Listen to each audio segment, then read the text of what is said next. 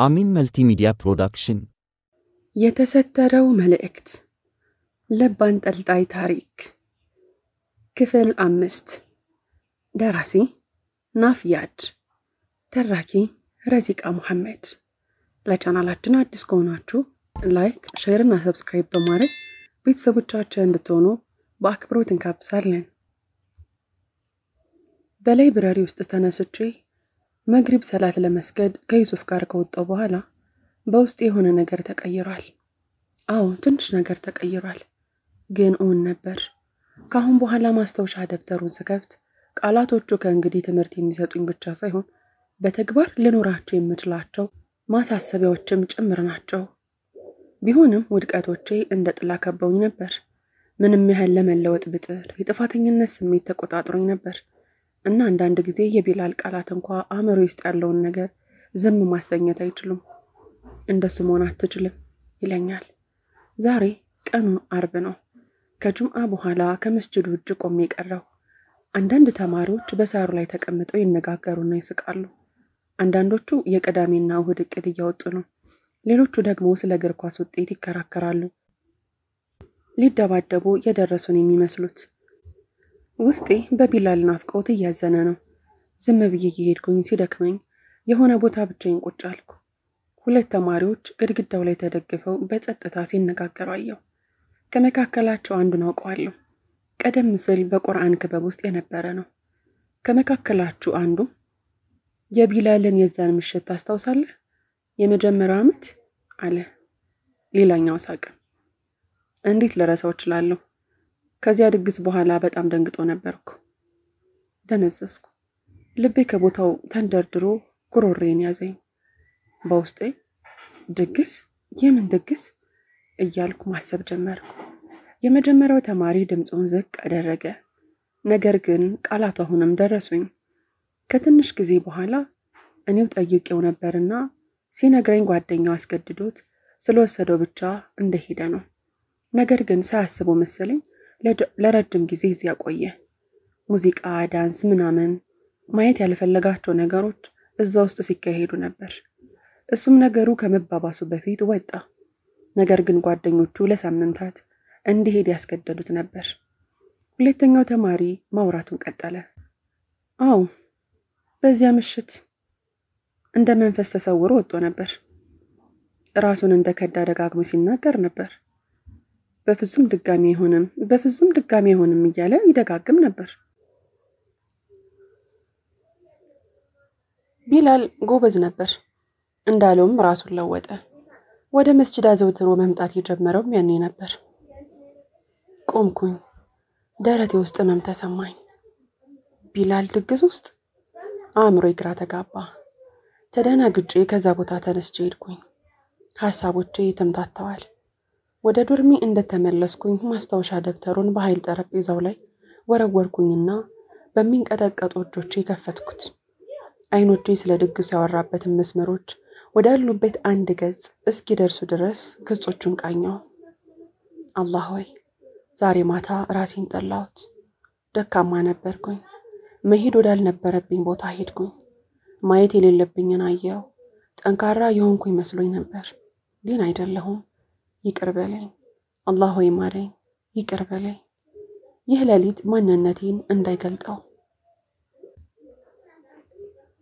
ገጾቹን አጥብቄ ያስኳቸው። እንባዎች የፈሰሱበት ይመስል ቀለሙ ደብዝዟል። ተስፋ ቆርጬ በፍጥነት ገጹን ገለጥኩት። ይህ የማንቂያ ደውሌ ነበር። ኩራት እምነትን እንደማይጠብቅ ተማርኩ። ፊቴን ደፍቼ በወድቅ እንኳን ወደ አንተ በመመለስ ነው የምጠበቀው።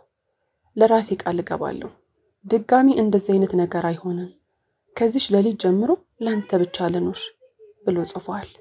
ወደ ኋላ ተደገፍኩኝና ጣሪያውን ተመለከትኩ። ደረቴ ላይ ተቃጠለ።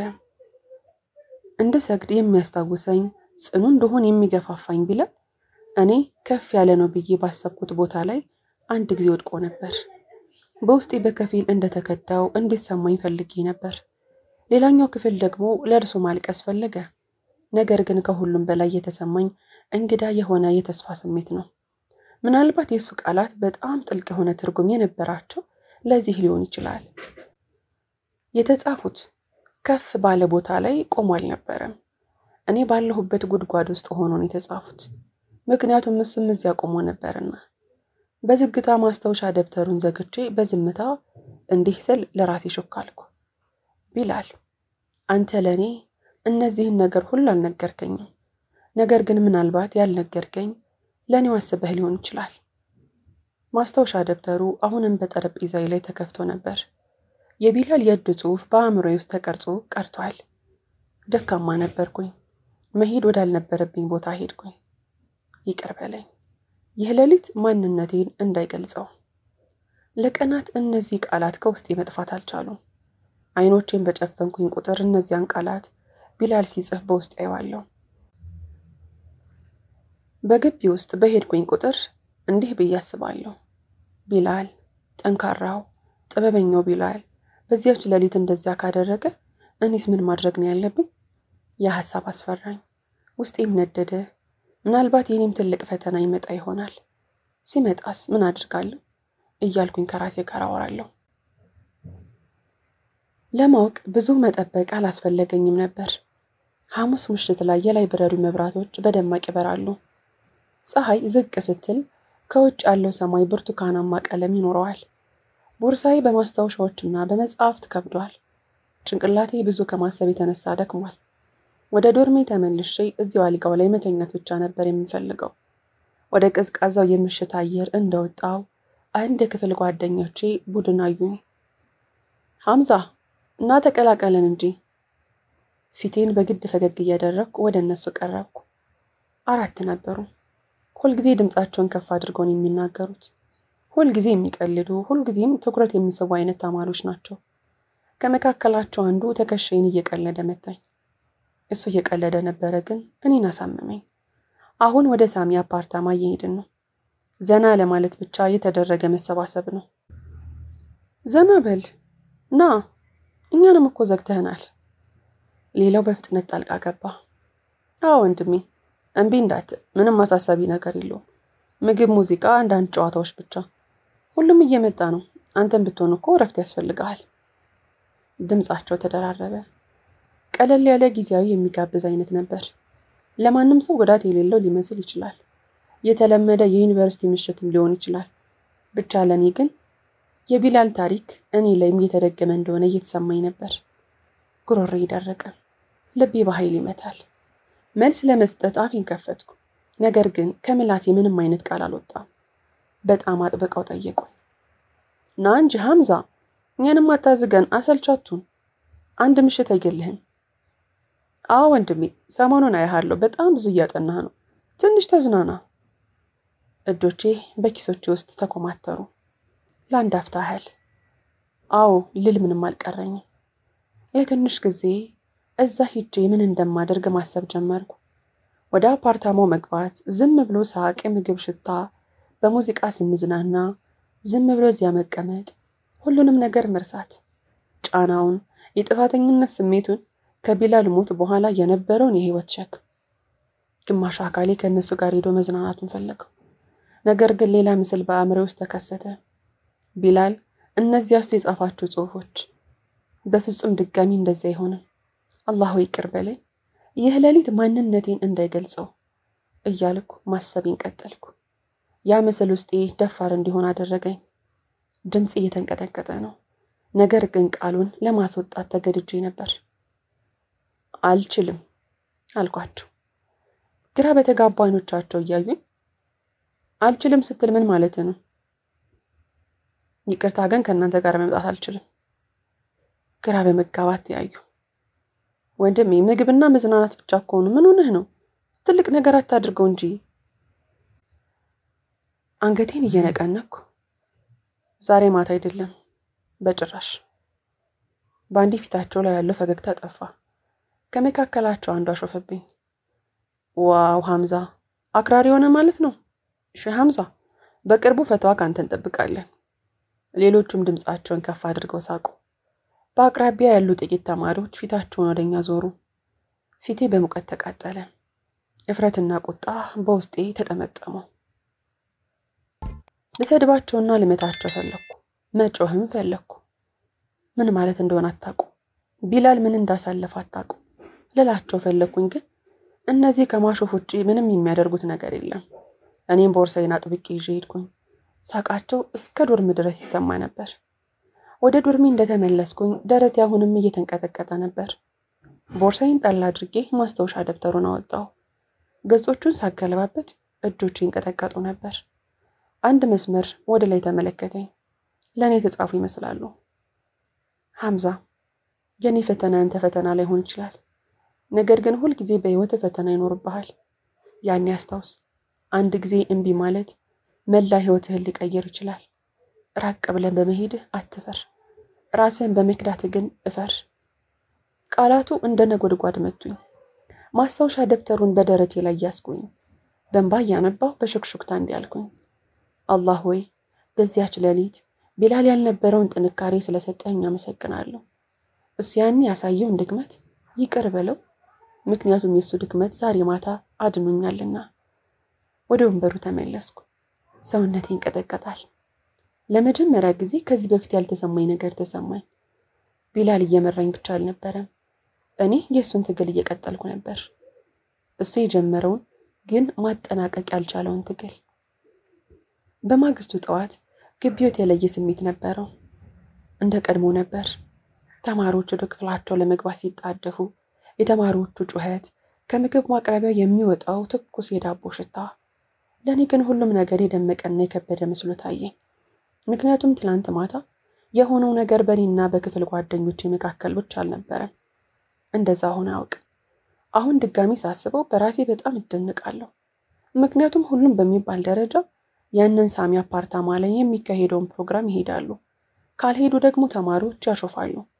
ግን እኔ ለአላህ ስል ሁሉንም ነገር ትቻለሁ። ግቢ ውስጥ እየሄድኩኝ ሳለሁ የሆነ ነገር ሰማሁ። አንድ ተማሪ ሐምዛ ሲል በሹክሹክታ ተናገረ። ስለሱ ሰምታል? ሌላኛው እየሳቀ አዎ ትላንትና እምቢ ብሏል አይደል? ዛሬ ማታ አይደለም በጭራሽ ብሏል። እንደዚህ የሚናገሩስ ማን ስለሆነ ነው? ራሳቸውን እየነቀነቁ በሳቅ ተሞሉ። እንዳልሰማሁኝ መሄዴን ቀጠልኩ። ነገር ግን ጆሮዎቼ ተቃጠሉ። እስከ እኩለ ቀን ድረስ ወሬው በየቦታው ነበር። ሲመስለኝ እኔ ብቻ ነኝ የቀረሁት። በላይብረሪ ውስጥ በጠረጴዛው ማዶ ላይ ያሉ ሁለት ሴቶች ሾልከው ሲያዩኝ አየሁ። አንዷ ወደ ሌላኛዋ ዘንበል ብላ የሆነ ነገር ሹክ አለቻት። ሁለቱም ድምጻቸውን አጥፍተው ሳቁ። በካፌ ውስጥ ላይ ከኋላ የነበረ አንድ ሰው እንዲህ ሲል ማውራት ጀመረ። ድምጹን ከፍ አድርጎ ተጠንቀቁ፣ ሼህ ሐምዛ ሁጥባ ሊሰጡ ይችላሉ። በአጠገቡ የነበረው ሰው በትንሹ ሳቅ። እያንዳንዱ ቃል በቆዳዬ ላይ እንደ መርፌ ሲወጉኝ ተሰማኝ። በመጨረሻ ትሬን ይዤ ስቀመጥ በአካባቢያችን ያሉ የክፍል ጓደኞቼ ተቀላቀሉኝ። ለጥቂት ደቂቃዎች የተለመደ ንግግር እያደረጉ ነበር። ስለ ምደባዎች፣ ቀነ ገደቦችና ስለ ወጪው ፈተና ጥያቄ ተነጋገርን። አውሎ ንፋሱ ወሬው እያለፈና እየተረሳ እንደሆነ አሰብኩ። ነገር ግን ከመካከላቸው አንዱ በትንሽ ፈገግ አለ። ታዲያ ሐምዛ አሁን ለኛ በጣም ትልቅ ሼህ እንደሆንክ ሰምቻለሁ። ጠረጴዛውን በሳቅ ቀወጡት። ማንኪያዬ ወደ አፌ ሳይገባ ቀዘቀዘ። ሌላው አክሎ አዎ በሚቀጥለው ጊዜ መምጣት እንደማትፈልግ ቀድመህ ተናገር። ራስን ከሌሎች እንደምትሻል አድርገህ አታሳይ። ቃላቶቻቸው በጥልቅ ጎዱኝ። ፊቴ በሙቀት ተቃጥሏል። ስለ ቢላል፣ ስለ ማስታወሻ ደብተሩ፣ ስለ ፈተናው ሸክም ልነግራቸው ፈለኩ። ነገር ግን ቃላቶቹ ጉሮሮዬ ላይ ተጣበቁ። ማንኪያዬን አስቀምጬ ይቅርታ አድርጉልኝ ብዬ ድምፄን ዝቅ አድርጌ ሄድኩኝ። ሳቃቸው ከምግብ ማቅረቢያው ተነስቶ ተከትሎኝ ወጣ። በዚያ ምሽት ዶርሜ ውስጥ ተቀምጬ ማስታወሻ ደብተሩ ጠረጴዛው ላይ ሳይከፈት ተቀምጧል። ለረጅም ጊዜም ዝም ብዬ ተመለከትኩት። ልቤ ደንገጥ አለ። አእምሮዬ እንደማዕበል ነበር። ምናልባት ትክክል ናቸው። ምናልባት ሼህ እየመሰልኩ ሊሆን ይችላል። ምናልባት እኔ ትክክል ስላልሆንኩኝ ሳይሆን ጎልቼ በመታየቴ ነው። ግን ለምን ዝም ብዬ ከሌሎች ጋር አልቀላቀልም? በመጨረሻ በሚንቀጠቀጡ እጆች ማስታወሻ ደብተሩን ከፈትኩት። ያየሁት የመጀመሪያ መስመር ቀጥተኛ ምላሽ ለኔ የሚመስል ነበር የሚመስለው። አንዳንድ ጊዜ ከሌሎች ለየት በማለቴ ይስቁብኝ ነበር። አንዳንድ ጊዜ ደግሞ እሱ ከኛ እንደሚሻል ያስባል ይሉኝ ነበር። ያኔ እንደዛ ሲሉኝ ይሰማኛል። ግን ከዚህ አስታወስኩ እውነተኝነት ለአላህ እንጂ ለነሱ አይደለም። ቃላቶቻቸው የሥራዬን መዝገብ አይጽፉም። እንባ በዓይኖቼ ሞላ። ተጨማሪ ለማግኘት ጓጉቼ ገጹን በፍጥነት ገለጥኩት። አላህ ሆይ ከነፍሴ ይልቅ ለራሴ ፍላጎት ከመጨነቅ ጠብቀኝ። ከወደዱኝም ላንተ ብለው ይሆን ከጠሉኝም ላንተ ስል ልሸከመው። እኔን የሚያሳስበኝ ያንተ እይታ ብቻ ነው። ማስታወሻ ደብተሩን ዘግቼ በደረቴ ላይ ያስኩት። በዝምታ ከራሴ ጋር ሳወራ ከንፈሮቼ ተንቀጠቀጡ። ቢላል አንተም ይህንን አልፈሃል። ልክ እንደኔ ተሳልቀውብሃል። ሆኖም ግን ጸንተሃል። ውስጥ የሆነ ነገር ቀለል ብሎታል። እንግዳ የሆነ መረጋጋት ተሰማኝ። በማግስቱ ከክፍል በኋላ ደብተሮችን እየሰበሰብኩኝ ሳለ ያልተጠበቀ ነገር ተከሰተ። ከክፍል ጓደኞቼ መካከል አንዱ ሁልጊዜ በክፍሉ ጫፍ ላይ በቀጥታ የሚቀመጠው ከአጠገቤ አለፈ። ወደ እኔ እንኳን አላየም። ነገር ግን ሲያልፍ ከንፈሩን ነቅንቁ እንዲህ አለ። አንተን አከብርሃለሁ አለኝ። ከዚያም መሄዱን ቀጠለ። ደነዘዝኩ። ቦርሳዬ በእጆቼ ተንጠልጥሏል። ልቤ በኃይል ይመታል። ሁሉም እየሳቁ አልነበረም እንዴ? ግን በሆነ ቦታ በዝምታ አንድ ሰው ያደረግኩትን አይቶ አክብሮኛል። ተመልሼ ወንበሬ ላይ ተቀመጥኩ። ጉሮሮዬ ተዘግቷል። አይኖቼ በእንባ ተሞልተዋል። አላህ ሆይ እውነተኝነትን ስጠኝ። ነፍሴ የሰውን ወሬ መልካምም ሆነ መጥፎ ሰምታ የምትቀያየር እንዳታደርጋት። በዚያ ምሽት ለመተኛት እየተዘጋጀሁ ሳለ በመስታወት ውስጥ ያለውን የራሴን ገጽታ ተመለከትኩ። በሳምንት ውስጥ ለመጀመሪያ ጊዜ ፊት ላይ የጥፋተኝነት ስሜት ብቻ አላየሁም። ሌላ ነገር አየሁ። ኩራት አይደለም፣ ትዕቢትም አይደለም። ነገር ግን ትንሽ የጥንካሬና የኩራት ስሜት ነው። በሚቀጥሉት ጥቂት ቀናት ውስጥ ወሬው ቀስ በቀስ እየደበዘዘና እየጠፋ ሄደ። ወይስ አሁንም እያወሩ ይሆን? ምናልባት እኔ እነሱን ማስተዋል አቆሜ ይሆናል። ያለሱ መኖር እንደማልችለው የልብ ምት ማስታወሻ ደብተሩን በቦርሳዬ ውስጥ አስቀምጬ በየቦታው ይዤ እሄዳለሁ።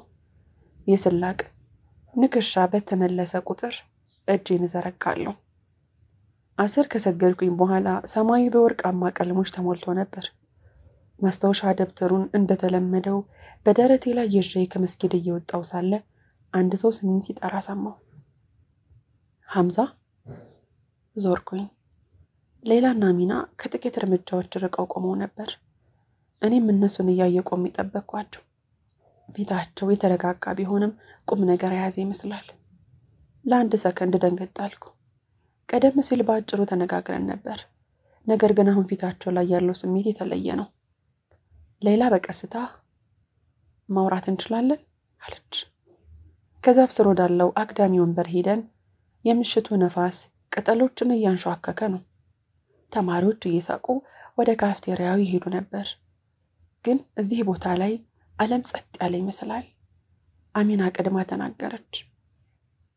ሐምዛ፣ ቢላል ህልም እንደነበረው ታውቃለህ አይደል አለች። ቃላቶቿ በቀጥታ ልቤ ውስጥ የድንጋጤና ህመም ስሜት እንዲሰማኝ ያደረገ። በቦርሳዬ ውስጥ ያለው ማስታወሻ ደብተር በጣቶች አጥብቄ ያዝኩ። ህልሞች እያልኩ በውስጥ የማውራት ጀመርኩ። ትንሽ ጊዜ እነሱ አጠገቤ መኖራቸውን ራሱ ረሳሁ። የሌላ አይኖች ለስላሳ ሆኑ። ላንተ ይንገራህ አላውቅም፣ ግን ቢላል አንድ ነገር መጀመር ፈልጎ ነበር። የዳዕዋ ዙር። አሁን ያለን ትንሽ የቁርአን ቡድን ብቻ ሳይሆን ትክክለኛ ክበብ፣ እውቅና ያለው ወጥ የሆነ ተማሪዎችን መድረስ የሚችል ነው። ልቤ ተንቀጠቀጠ። በአእምሮዬ ውስጥ ብልጭታዎችን አየሁ። የቢላል ፈገግታ፣ ጽኑ አቋሙ፣ ከራሱ የሚበልጥ ሐሳብ፣ ሁልጊዜ የነበረው መንገድ። አሚና ቀጠለች። እቅድም አውጥቶ ነበር። ዶክተር አይመንን ስለ ጉዳዩ አነጋግሯቸዋል። ግን አላህ አልፈቀደምና ለመጨረስ እድሉን አላገኘም። አፌ ደረቀ። በሹክሹክታ እንዲህ አልኩ። እና ይህንን የምትነግሩኝ ለምንድን ነው አልኳቸው።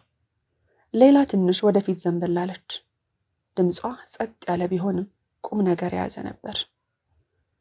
ምክንያቱም ሐምዛ አንተ የቅርብ ጓደኛው ነበርክ። ከአንድ ጊዜ በላይ ስላንተ ሁሌ እንዳወራ ነው። ባንተ የሚያምን ነበር። ቃላቶቹ እንደ ነጎድጓድ ነበሩ። ቢላል በእኔ ያምናል አልኩ ለራሴ። በፍጥነት ራሴን ነቀነቅኩ። አየህ፣ አልገባችሁም፣ አልችልም። ራሴን እንኳን መቆጣጠር አልቻልኩም። ሰላት፣ ትምህርት፣ ከህይወት ጋር ራሱ እየታገልኩ ነው። የእሱን ህልም እንዴት መሸከም እችላለሁ? ድምፄን ከፍ አድርጌ ማውራት አልቻልኩም። ደረቴ ተንቀጠቀጠ። እኔ ቢላልን አይደለሁም። ከእሱ ጋር ምንም ግንኙነት የለኝም። ዝምታ ነገሰ። ነፋሱ ድምፅ አወጣ። ከዚያ ሚና ድምጿን ከፍ አድርጋ ሐምዛ፣ ምናልባት በትክክል ያንን ማድረግ ያለብህ ለዚህ ነው ብላ ተናዳ ሄደች። ቃላቶቿ በጥልቅ አሳመሙኝ። ክፍል 6 ይቀጥላል። ታሪኩን ከወደዳችሁት ላይክ፣ ሼር፣ ሰብስክራይብ ማድረጋችሁን እንዳትረሱ።